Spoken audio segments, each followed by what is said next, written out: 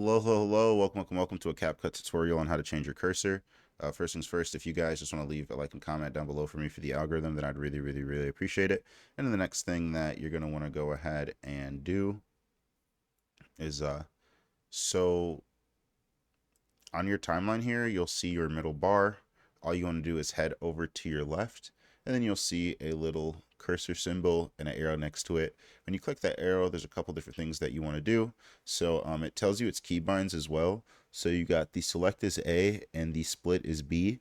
And I'm not too sure what these are called, but they're like the little box looking icons that are above the enter on your keyboard.